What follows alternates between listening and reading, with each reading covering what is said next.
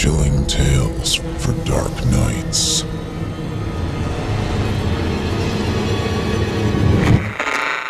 Want to make sure you never miss a Chilling Tales for Dark Nights video again? Be sure to subscribe and hit that bell to turn on notifications.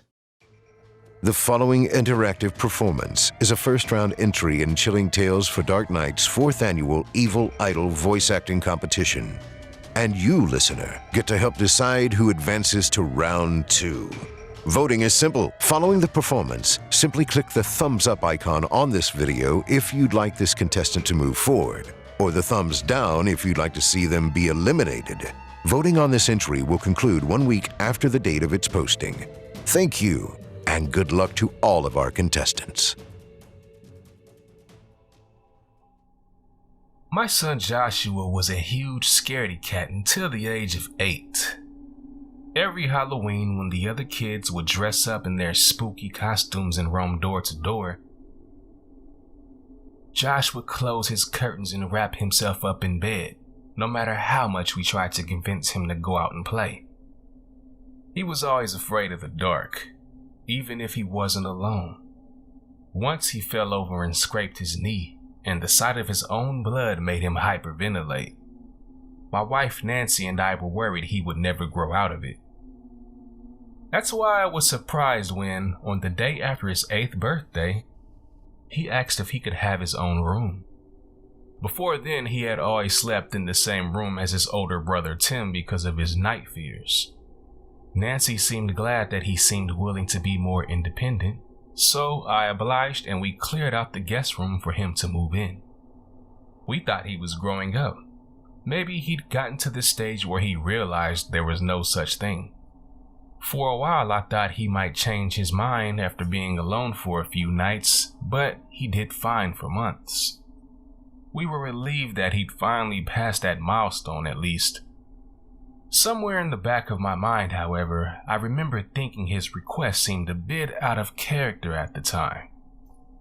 A few months later, I was watching Josh and his brother playing in the front yard through my bedroom window when I spotted Josh squatting down on the sidewalk. He seemed to be looking at something on the ground. Upon further inspection, it was the grisly sight of a pigeon that had been run over. Its head had been crushed completely. Brains and blood splattered on the concrete. I was very alarmed to see Josh poking its dead body with his finger, and at that point decided it was necessary to intervene. Running downstairs, I shouted at the boys to leave the bird corpse alone and gave them a lecture about hygiene. Before I let Josh go, I pulled him back and asked, "Didn't that scare you? Like, all the blood?" "Dr. Fearless taught me blood isn't scary," he replied. "The ambulance men and policemen see it all the time. It's just something that comes out of your body. Nothing to be afraid of." "That's brave of you. Just be careful when you see it. It can be a sign of danger." "I know." I assumed Dr. Fearless was some cartoon character, or something he'd seen in a comic. Then I was pretty thankful for whatever it was. It helped him overcome one of his greatest fears, much more than we ever could. Throughout the year, it seemed like he was getting braver. He wasn't afraid of spiders around the house anymore or being alone in the dark. And when October rolled around, he even went trick-or-treating for the first time and had a great time with his friends. Things took an odd turn when I walked into his room one late night to tell him to go to bed. He had headphones on, so his reaction was delayed. But as soon as he saw me, he closed the browser window before I had a chance to see what was on it. "Josh, are you watching something bad?" "No." He looked around, slightly shocked. After a few seconds of silence, I left him alone and went back to bed. It'll seem less like an invasion of privacy if I catch him watching his porn red-handed instead of forcing him to show it to me and making things awkward, I thought. I talked to Nancy about it and she said she'd be on the lookout. A week later, she reported back with some worrying findings. Josh had apparently been short-tempered and isolating himself more in his room. My wife checked his laptop browser history while he was at school and took a picture of what was there. His most recent searches included scariest movies, surgery pictures, serial killers, murder, dead body. When we confronted him about this after he came home from school, he burst into tears and mentioned that Dr. Fearless told him it was good to look at scary things more often because he would get used to them. He said it worked, and a lot of the things he used to be afraid of no longer scared him because of it. "Who's Dr. Fearless?" I asked. "He's a doctor I've been talking to," Josh replied. "He helps children not be afraid." Nancy and I looked at each other. "You talk to him?" I asked. "We send each other emails. He's been helping me overcome my fears. Things like blood and ghosts and serial killers. I talk to him whenever I'm feeling scared, and he always finds a way to make me feel better." "But he's not someone you've met before?" No. I haven't seen him in real life." "Haven't we ever told you not to talk to strangers?" I said in a concerned tone. "I'd like to see those emails," Nancy interjected. Josh handed over his laptop reluctantly. "It's late. You should sleep now, son. We'll have a chat about this in the morning." He went back to bed, and we began to look through his inbox, which was still logged in. I spotted the email address and opened up a long list of back and forth emails between my son and Dr. Fearless. His very first email read, "Dear Dr. Fearless, my name is Josh and I am 7 years old. I am always scared of things like blood and bugs and skeletons. My friends make fun of me and it makes me sad. So please help me not be scared anymore. From Josh." I noticed the first reply came within 5 minutes of him sending that email. "Dear Josh, thank you for writing. I can definitely help you overcome your fears if you agree to have a go at my free 10-stage coaching program for kids. It's definitely a beginner-friendly program. For each stage, there are 100 items. I will email you a set of 10 items each day. An item can be a picture, a video, or an audio clip. All you have to do is email me back describing each item within 24 hours. And if I am satisfied with your reply, I will send you the next set. Don't worry if you don't get some right first time. You can just try again. If you need a time extension or have any other problems, please let me know. The last stage is a little bit different, but we'll get to that later. I promise that once you finish all 10 stages of the program, you will truly be fearless. You will never be afraid of all things horror again, and you will be much braver than your friends. Love from Dr. Fearless." Dear Dr. Fearless, okay, I want to do this. Thank you. From Josh. The email reply after that contained no body text, just 10 attachments. I opened them up, and there were 10 pictures of stuff that might be considered scary to kids, but nothing out of the ordinary. Josh had replied back with numbered descriptions of each picture no longer than a sentence each. 1. Cartoon ghost with a smiley face. 2. A dark street. 3. A Halloween pumpkin, the like. Dr. Fearless replied the next day. "Well done, Josh. That wasn't so bad, was it? Here's your second set."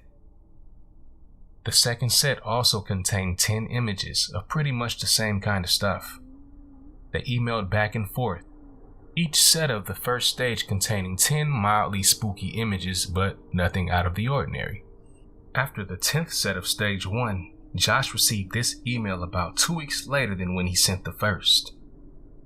"Dear Josh, congratulations.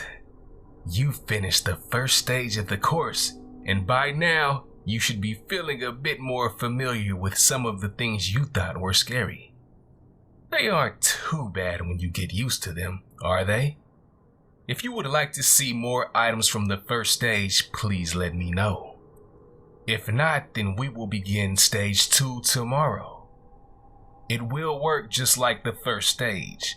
I send you the item set, and you describe the items.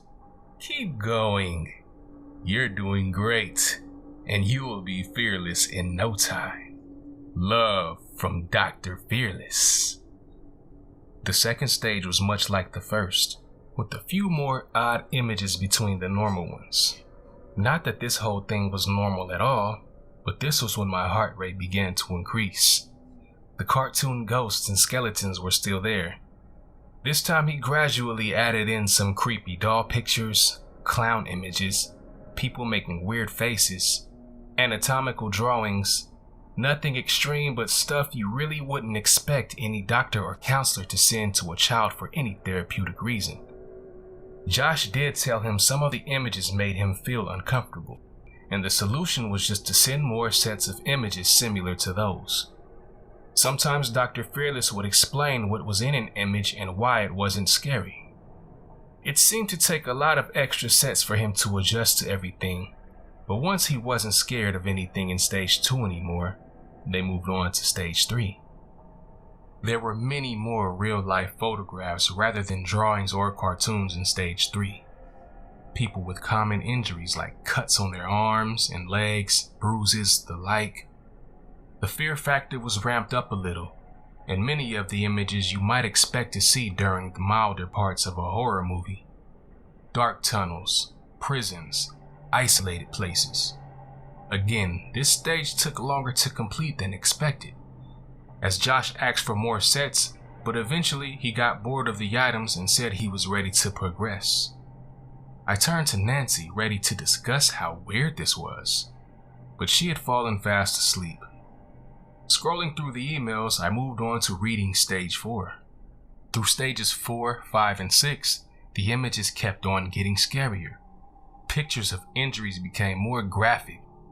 The dark scene images transitioned into screenshots of ghosts from horror movies. Stage 7 was a whole new level of disturbing. Screenshots of faces from horror movie and game jump scares, disgusting images like a huge spider and its babies in the corner of a room. Other stuff you would expect most kids and even adults to get scared by. However, the gradual desensitization process progressed in such a subtle way that Josh's reply seemed as if he wasn't finding the images too bad. If he did mention an image he didn't like much, he would get sent more similar sets like before until he had seen and described so many that he got bored. Some sets could take weeks to complete, but once finished, he was fully desensitized to all images of that nature. Stage 8 focused on body horror, and was a gradual progression from images of corpses to fully mutilated bodies with awful injuries. I was incredibly disturbed by every single item in this stage, but it seemed like Josh hadn't even noticed how horrific these images were. Perhaps it was the relatively smooth transition from the last stage to the next. He described the pictures in a cold and disregarding way. 1. Dead man with bruises on his back.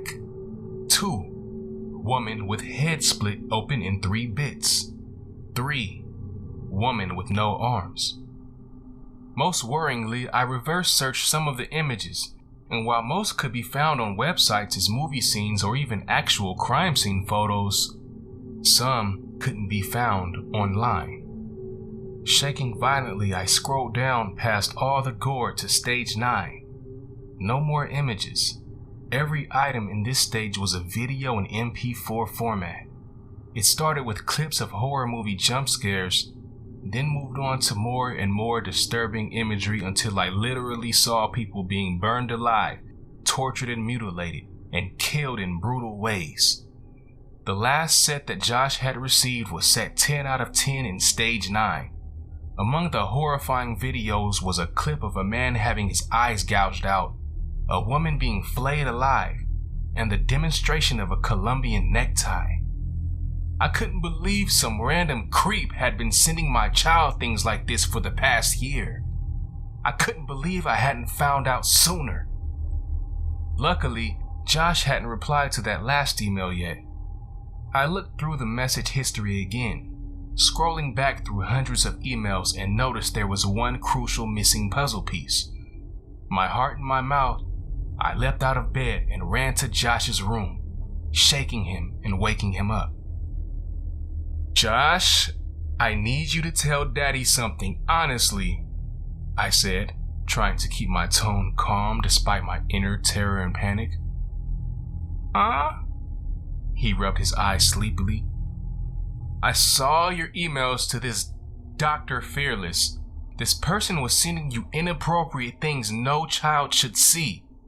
And you should have known that and told us.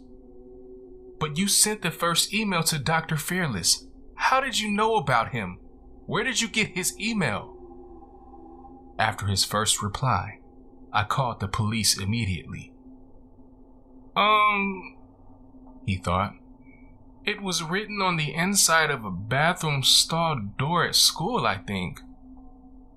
I'm glad I did, because the next email said that the item in stage 10 was apparently in the park, behind the school, at 11 p.m.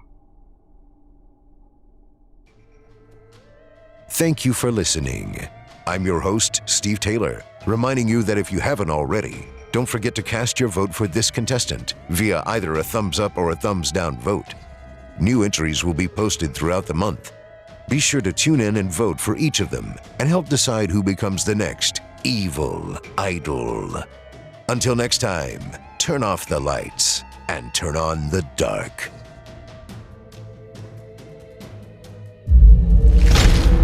Chilling tales for dark nights.